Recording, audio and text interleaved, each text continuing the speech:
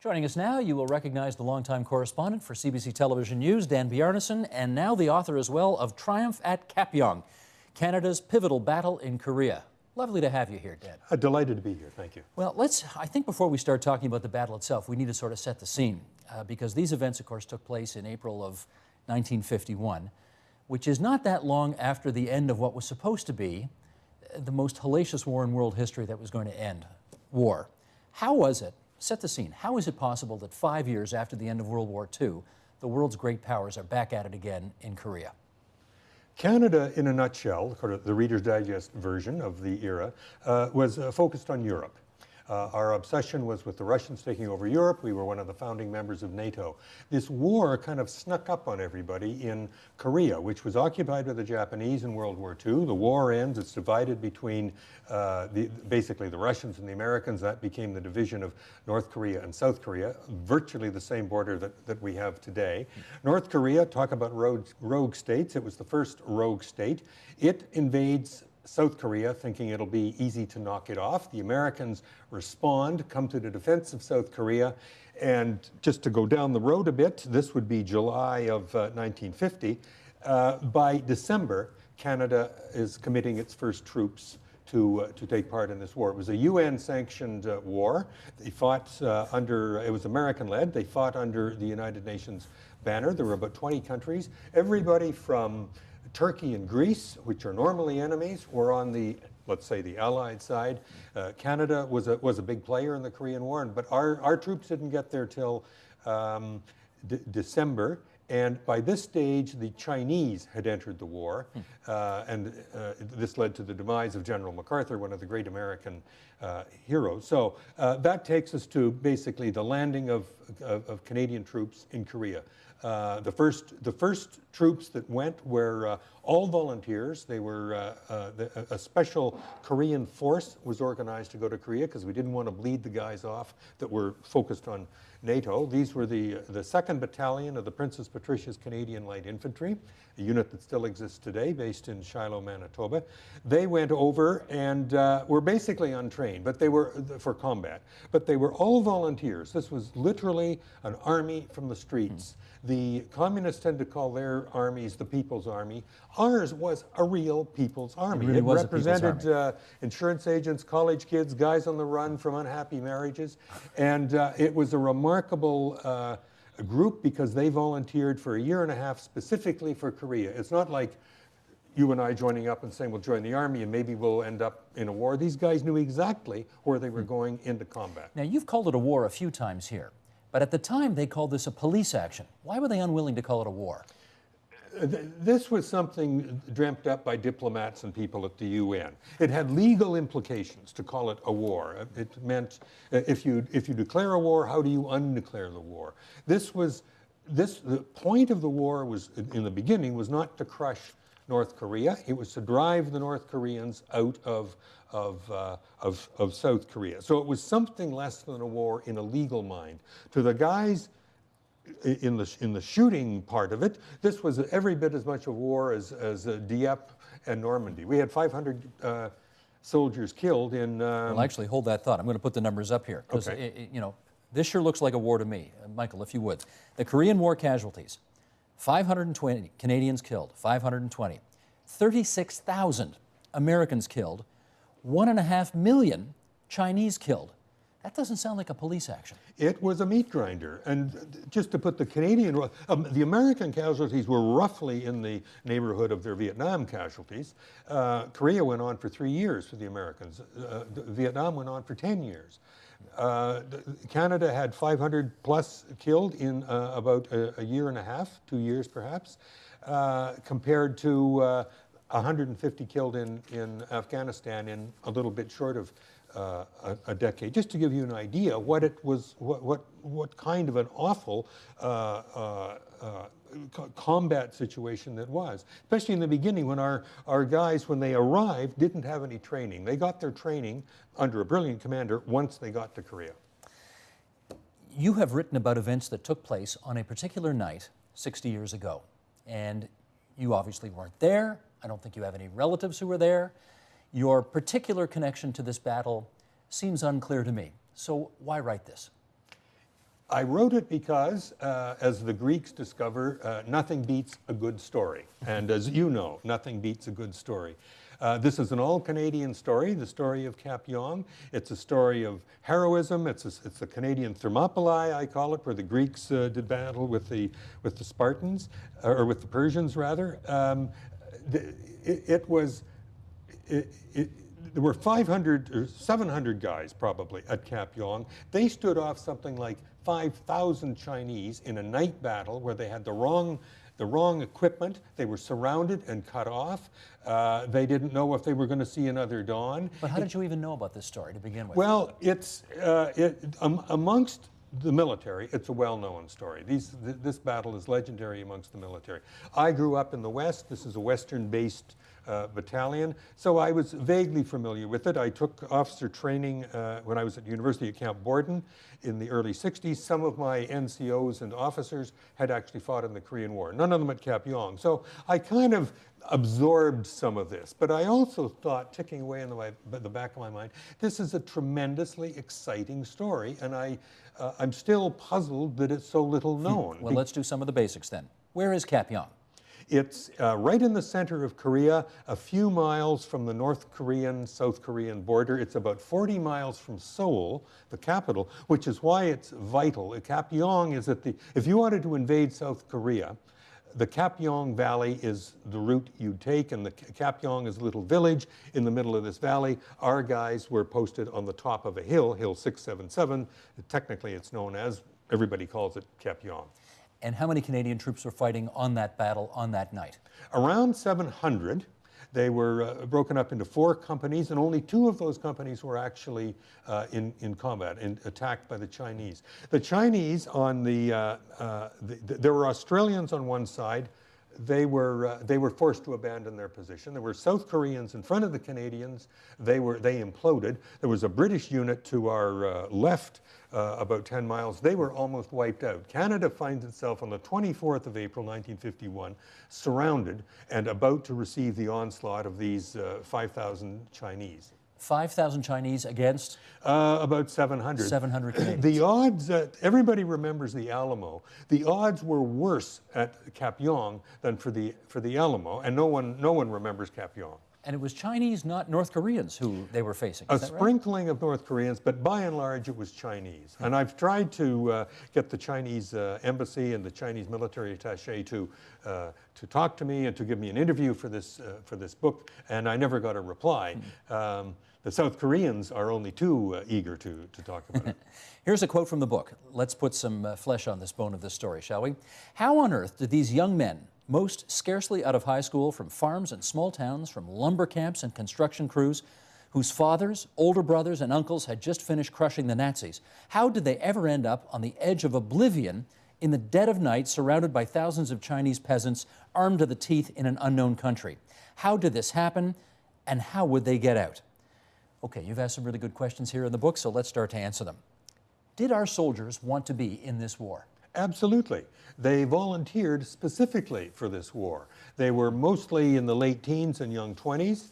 The officers and NCOs, some of them had World War II experience, but very few. Most of the ordinary Steves and Dans in this army were volunteers, and the Army brass in Ottawa was extremely wary of these guys. They actually called them, in official memos, mercenaries and adventurers, and weren't sure, as they put it, these were the proper kind of soldiers we'd want. I would have thought these would be exactly the kind of soldiers you want. But they were volunteers. They knew what they were doing, and were probably the Kapyong the members of the Canadian Army that fought at Kapyong, the first group we sent, were probably the most effective troops we sent in the entire war. And we remind everybody this takes place about 5 or 6 years after the end of World War II. So how many of the people who participated in this war for us were thinking, damn it, I missed my chance in WW2, I'm not going to miss this one?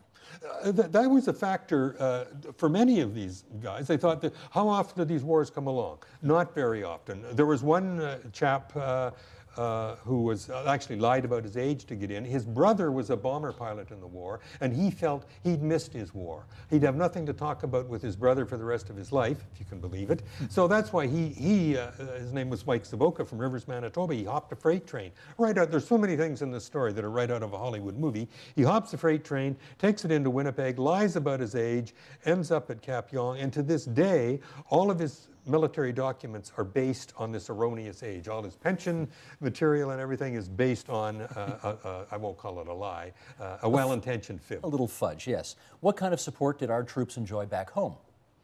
They were, in the beginning, the war was much covered. In the first 6 months of the war, there was a lot of action and movement of troops. Then it became boring, is what we would say. If you were there, it wasn't boring, but it wasn't a war of movement. It was more like World War I, a war of attrition.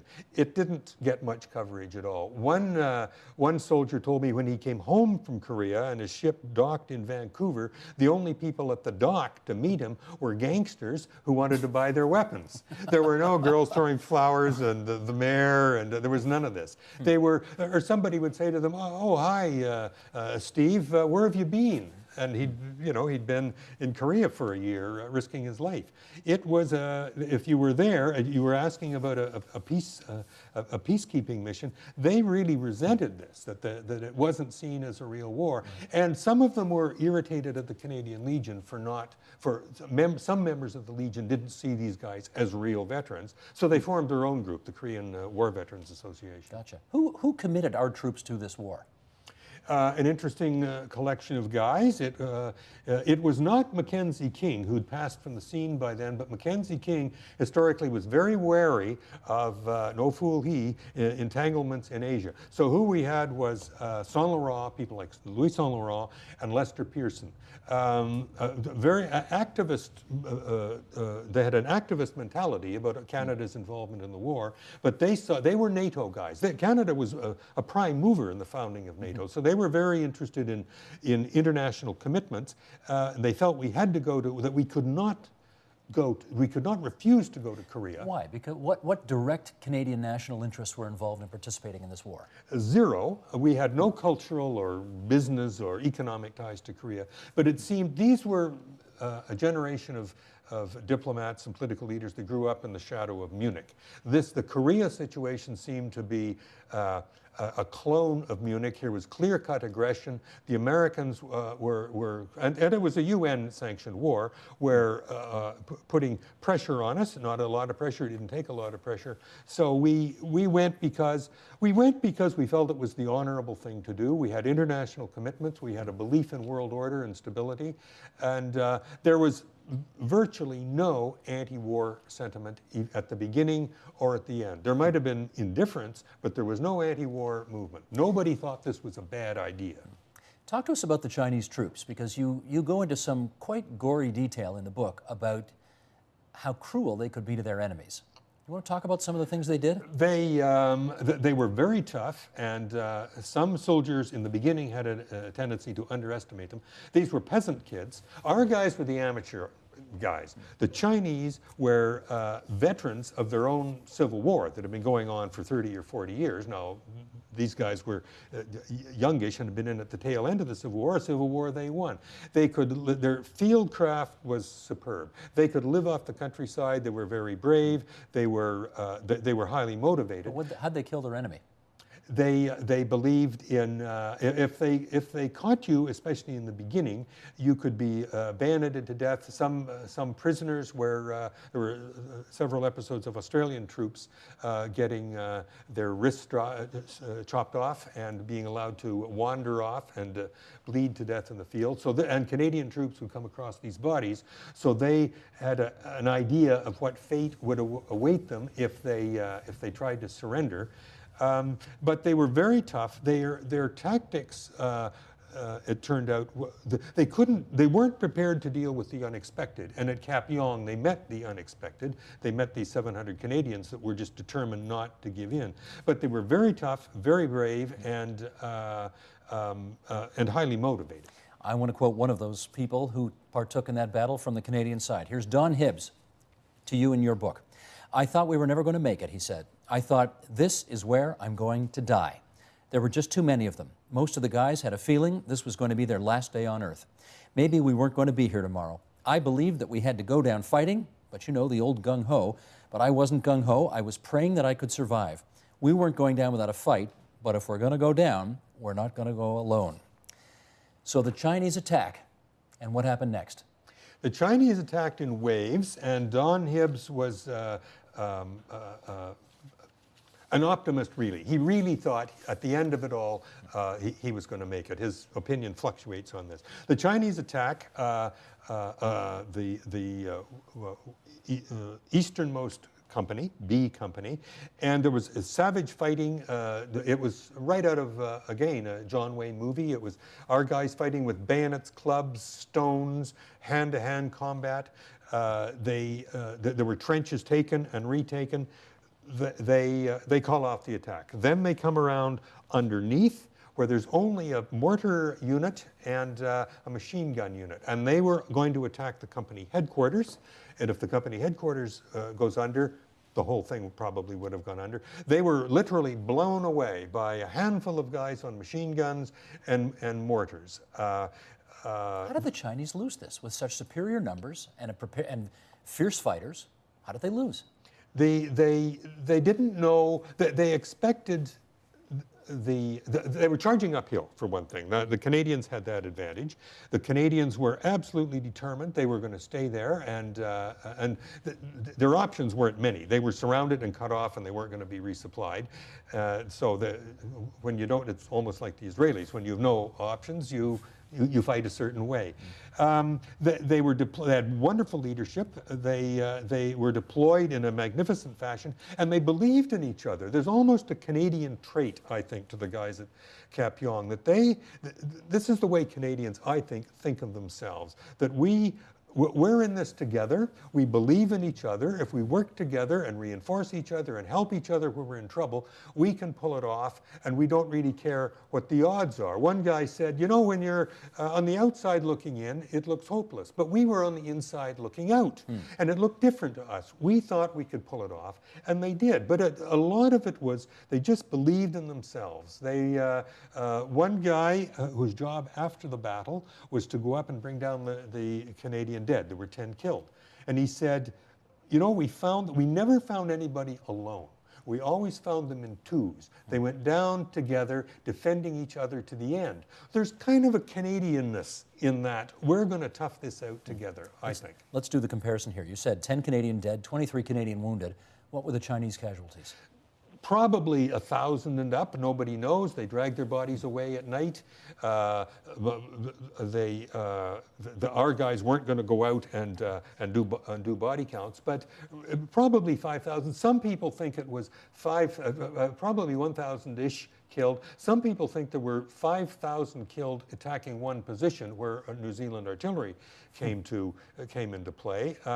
Nobody knows. The Chinese won't talk about it, but it was an unbelievable military feat. There was one guy in the last attack, the third, it's much like Gettysburg, where there's about 10 moments in it where if any of those moments had gone differently, the whole thing would have been differently. At one of them, on the last Chinese assault, the unit was about to be overrun, and there was a young lieutenant called Mike Levy, a lieutenant who called in artillery fire on his own position. This is an act of real desperation. This means we might get killed by our own artillery. If we don't call it in, for sure we're going to get killed. That drove off the Chinese, and that was the last attack. Then dawn comes, and the commander, a guy called Jim Stone, a colonel right out of a John Wayne movie, called in an airlift from Japan. But Levy, by his own heroism, saved his platoon, saved his company, and saved Kapyong, and for which he got no medal and no recognition until about 3 or 4 years ago, when Adrian Clarkson, then the Governor General, gave him an honorary recognition. I hadn't intended to get into this, but I do remember reading in the book about why some people thought he didn't get recognized for his valor that day. What was the reason? The reason seems to be, it seems unbelievable in 2011, that Stone felt Mike Levy was Jewish. He was overheard to say to somebody after the battle, and there were other medals given out. He said, "I'm not giving the medal to any Jew." And people sort of, oh, well, that's kind of an interesting attitude. And Levy himself, whether he actually knew this or not, we don't know. Levy died about 4 or 5 years ago. What was such a modest professional soldier, it didn't bother him. Everybody in the PPCLI, in the 2 PPCLI, knew what Levy had done. But it's not like Stone was a crazy man. The guys respected him too. And so Mike Levy adored him, and he said, "I would go anywhere with this guy." They were actually both so professional in a weird sense that it wasn't a big, if I could put it this way, it wasn't on either of their agendas. Got it. To put a lot of emphasis on this. We got about 5 minutes to go, and I want to finish up on I guess what's sometimes called the forgotten war. We have recaptured a love and interest in our military history as it extends to World War I and World War II. For some reason, not to Korea. Why not? It's a mystery I and others have been asking ourselves for years. It was a long way away in a part of the world where we had no emotional or political or economic roots, but it was actually being forgotten while it was being fought. This isn't something that happened in the 60s and 70s. It didn't seem to have a lot. It didn't seem to be a lot at stake in the way World War II did, or perhaps even Afghanistan. It just never caught on, even though we were having these tremendous casualties. It didn't have any dramatic moments aside from Kapyong. There were other Kapyong-type battles where the casualties were even heavier, and the situation's much the same, where we were being swarmed by these enemy troops. But fair to say that if the Canadians did not win that battle at Kapyong 60 years ago, the whole Korean conflict might have gone the other way. The Korean War could have been a lot shorter war. Our guys were the last line of resistance, the last position of resistance between the Chinese and Seoul. If our guys had gone under, remember we were surrounded by units that had been gone under or been driven off their position, the Australians, with great heroism, but they had to abandon their position, then the road to Seoul would have been open. If Seoul had fallen, again, it had already fallen twice, the Chinese either could have just swept all the way to the south, or the Americans, who had nuclear weapons, could have said, is this the time to save our army, basically, not so much now to defeat the Chinese, but simply to save our army. So there was a lot at stake. And I'm not the only one that feels this. Many military historians think if Kapyong had gone under by these 700 guys were sort of the centuries at a point where history didn't change. Kapyong's interesting in a sense for what didn't happen. Seoul did not fall, and the war ground on for another couple of years, but there's a South Korea today. There wouldn't have been one if Kapyong had fallen. Fascinating. But you went further than just saying, I can't quite fit, in the book at any rate, you went further than saying, I'm not sure why our interest in military history doesn't extend to Korea. You said it's been airbrushed out of our national story. And I'd like to know, who'd want to do that? Well, I think there's an indifference to it. I mean, I think Canada, and I'm not alone in this vision, got obsessed, rightly so, with peacekeeping. So anything that didn't reek of peacekeeping looked a little odd or looked un-Canadian. And in fact, active combat roles are more our tradition than peacekeeping is. So it just kind of vanished from the sense of values we have. It's probably made a return since Afghanistan, but a depressing thought is that the way Korea is now regarded in the Canadian memory, Afghanistan may be that way 20 years from now. It may be something, remember Afghanistan? No, I don't actually. Okay, one last question. Having written this book about an important battle, having covered, no doubt, your share of wars over the years for CBC television, I want to know whether you've come to any personal conclusions about the usefulness of war. I think it depends on your war. I mean, World War II was a useful war from our standpoint. It stopped an evil. And if it hadn't been stopped, we'd be speaking a different language today, probably. The Korean War preserved an independent South Korea that is turned into a democracy. I mean, it wasn't in the beginning, and they had a pretty rough and tumble democracy in the beginning, but we have an independent Korea. We have Hyundais, and in North Korea they have famine.